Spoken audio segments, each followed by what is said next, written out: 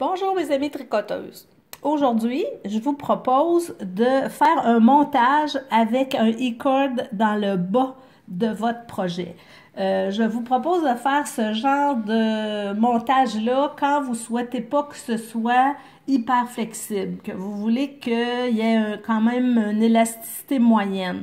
Parce que ce montage-là n'aura pas une flexibilité aussi bonne que quand vous faites par exemple des côtes. Si je vous donne un petit exemple, j'en ai fait un ici. Ça fait un montage qui est très intéressant, mais qui est un petit peu moins flexible. Pour le bas d'une manche, par exemple, pour les bas d'un foulard, qu'on n'a pas envie nécessairement de faire des côtes, ça pourrait être une belle alternative. Alors, on se fait un nœud coulant. Et on se montre le nombre de mailles qu'on a choisi en fonction de la largeur de e-cord que vous souhaitez. Ici, je vais faire un montage avec seulement 3 mailles pour pas allonger trop mon vidéo pour rien. Fait que vous montez préalablement 3 mailles qui vont constituer votre e-cord. Et puis, vous venez tricoter la première maille. Vous allez la tricoter 2 fois. Une fois dans le brin avant et une fois dans le brin arrière, ce qui signifie une augmentation barrée. Fait que je viens d'augmenter d'une maille. Je m'en viens tricoter mes 3 autres mailles qui constituent mon e-cord. Je reprends mes 3 mailles de mon e-cord et je laisse la maille que j'ai créée sur l'aiguille de droite. Je viens reprendre, vous remarquez que mon fil il est à l'extrémité gauche de mon projet. C'est ce qui va faire rouler mon e-cord. Alors, je viens tricoter dans le brin avant et dans le brin arrière la première maille et je tricote les 2 suivantes. Alors, maintenant, j'ai 5 mailles, 2 qui vont rester sur ma broche et 2 que je vais reprendre, 3 pardon, que je vais reprendre pour former mon e-cord.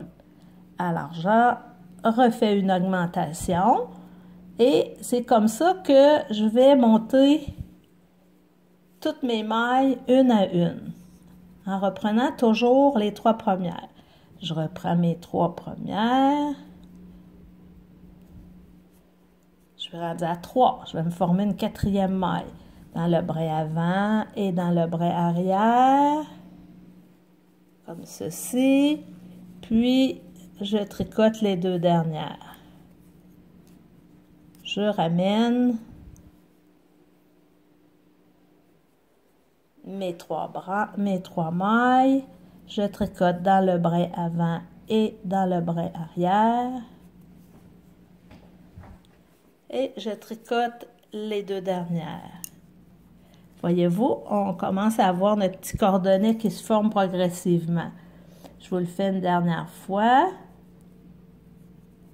Dans le brin avant, dans le brin arrière, et les 2 dernières simplement.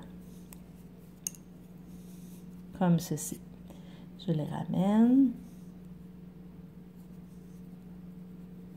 Supposons que c'est ma dernière maille à monter. Alors, je fais brin avant et brin arrière. Et je viendrai à ce moment-là, si j'ai complété, je la laisse là. Je tricote 2 ensemble pour éliminer mes 3 mailles de e-cord. Je tricote 2 ensemble et je passe la dernière maille de la broche de droite dessus pour fermer mon coin de montage.